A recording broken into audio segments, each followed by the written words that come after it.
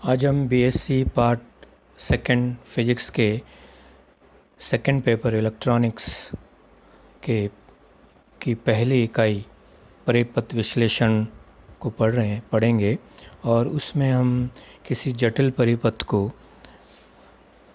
सरल परिपथों या जालों में कैसे बदला जा सकता है जिससे उनका विश्लेषण करना आसान हो जाए, इस बारे में पढ़ेंगे। तो जिन सरल परिपथों में हम परिवर्तित करते हैं या जिन सरल जालों में इनको हम परिवर्तित करते हैं वो टी और पाई जाल कहलाते हैं। तो जटिल परिपथों का हम लघुकरण कर रिडक्शन करके उनको सरल परिपथों में बदलते हैं, इससे उनका विश्लेषण आसान हो जाता है।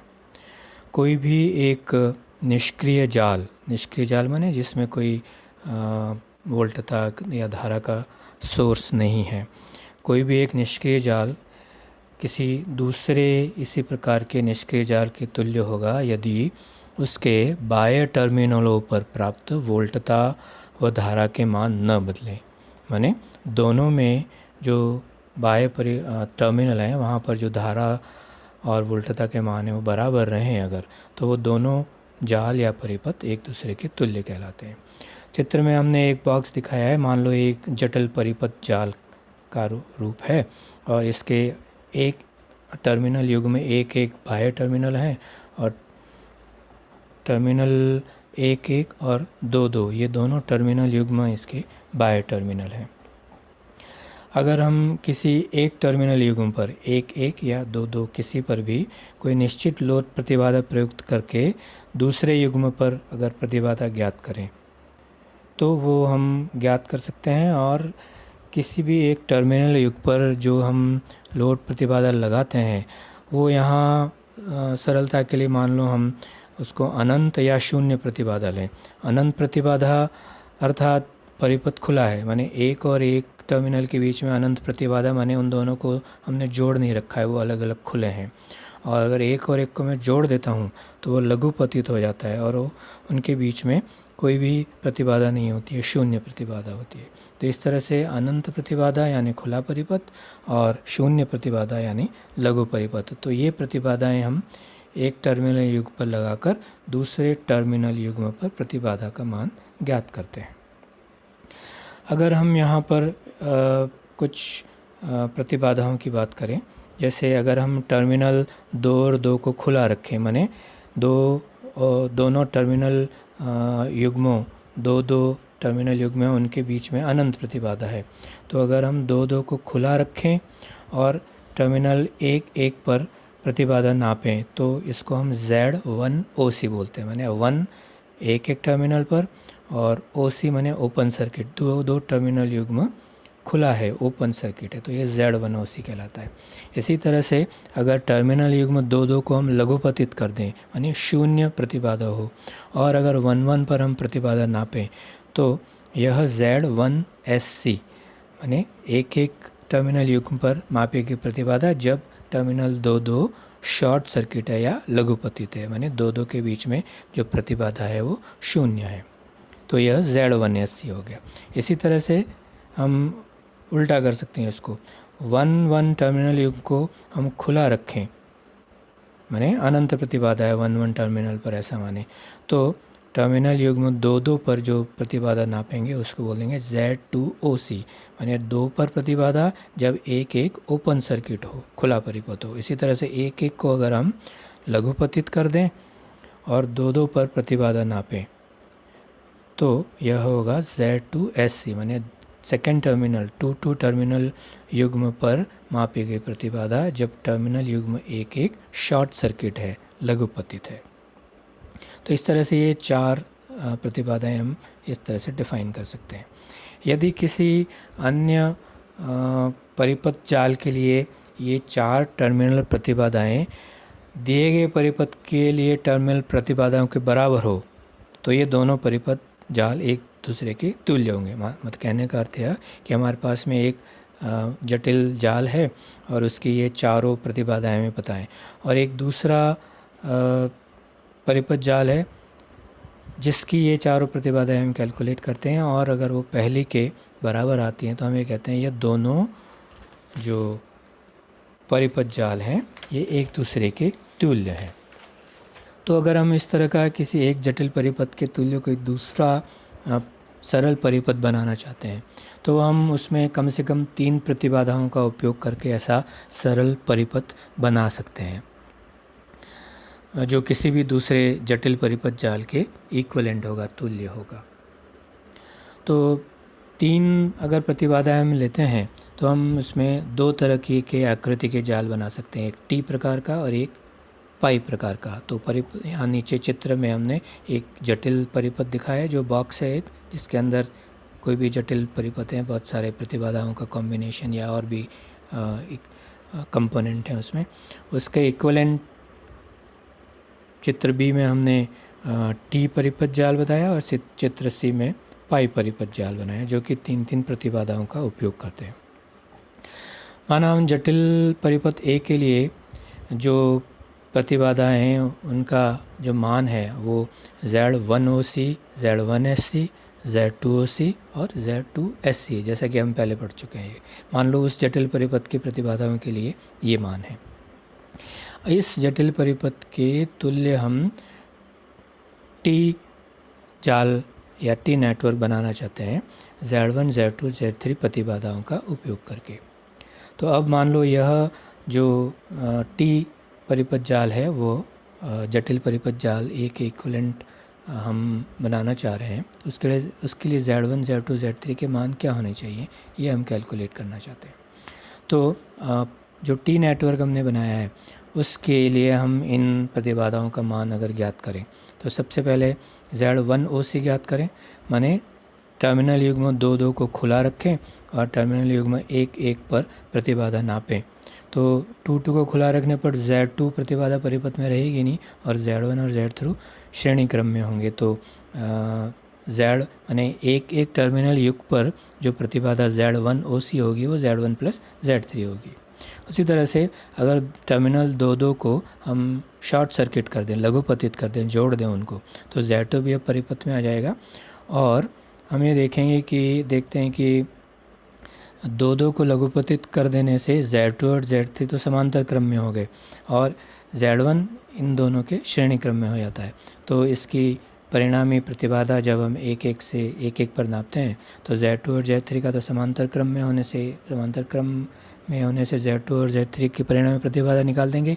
जो भी परिणामी प्रतिबाधा आएगी उसको Z1 के साथ में श्रेणी क्रम में रखकर हम परिणामी प्रतिबाधा ज्ञात कर सकते हैं।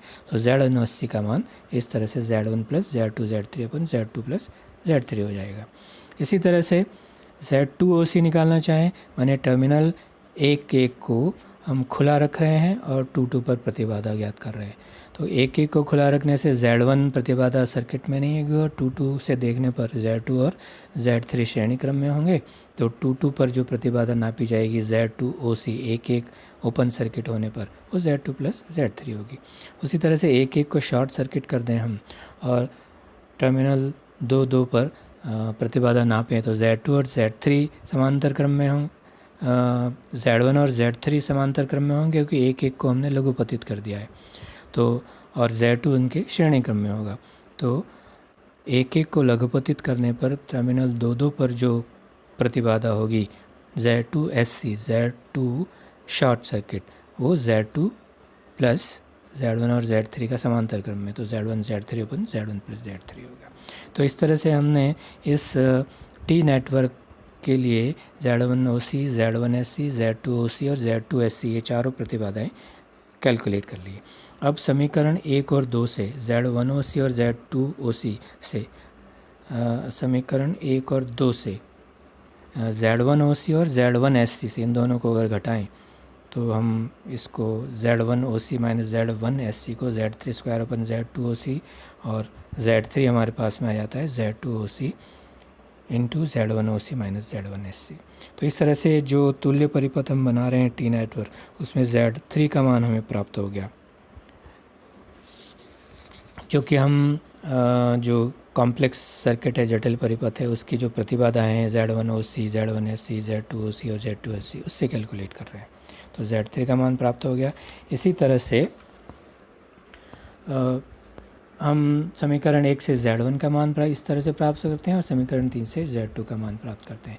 तो इस तरह से जो चित्र ए में जटिल परिपथ दिया गया है उसके इक्विवेलेंट जो टी परिपथ या टी जाल जो बनेगा उसमें Z1, Z2 और Z3 का जो मान होना चाहिए अगर दोनों इक्विवेलेंट हो उसके लिए, तो वो हमने कैलकुलेट कर लिए। इस तरह से Z1, Z2 और Z3 के मानों से जटिल परिपथ ए के तुल्य टी परिपथ को हम बना सकते हैं।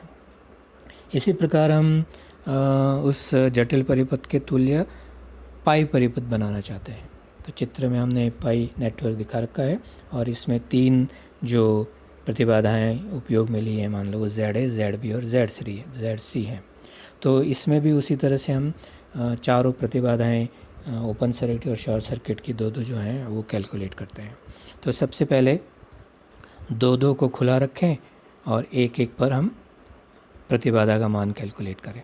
तो 2 को खुला रखते हैं तो ZB और ZC तो श्रेणी क्रम में आ जाते हैं और उनके ZA उनके समांतर क्रम में होगा, जैसा दूसरे चित्र मैंने बता रखा है। तो इस तरह से Z1 OC का मान हम समीकरण 8 के हिसाब से लिख सकते हैं। उसी तरह से टर्मिनल युग्म 2 को अगर लघुपतित करें और 1 पर प्रतिबाधा ज्ञात करें, तो अगर 2 को लघुपतित करने से ZA और ZB समांतर क्रम में और ZC परिपथ से बाहर हो जाता है, उससे कोई धारा प्रवाहित नहीं होती। इसलिए Z1SC मैंने 2 को लघुपतित करने पर 1 टर्मिनल पर जो प्रतिबाधा नापी जाएगी वो ZA और ZB समांतर क्रम में है ऐसा मान के कैलकुलेट करेंगे और वो समीकरण 9 के हिसाब से आ जाएगी।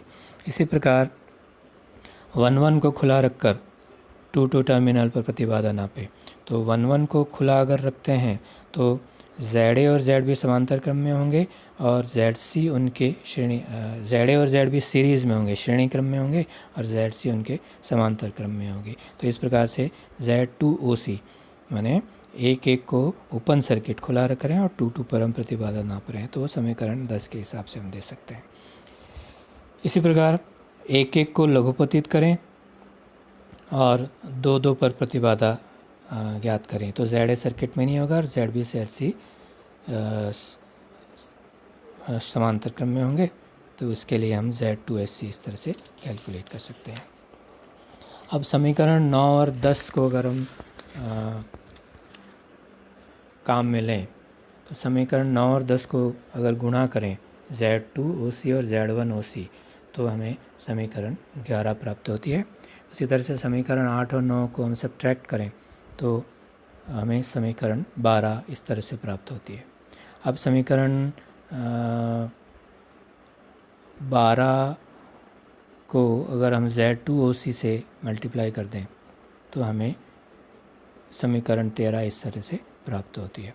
अब समीकरण 11 को अगर 13 से डिवाइड करें तो हमको ZB का मान प्राप्त हो जाता है। इसी प्रकार समीकरण 10, 11 और 13 से हम ZA का मान निकाल सकते हैं और 8, 11 और 13 से हम ZC का मान निकाल सकते हैं। तो जो हमारे पास में जो जटिल परिपथ है उसका इक्विवेलेंट पाई परिपथ हमें 3 प्रतिबाधाओं ZA और ZB से बनाना था।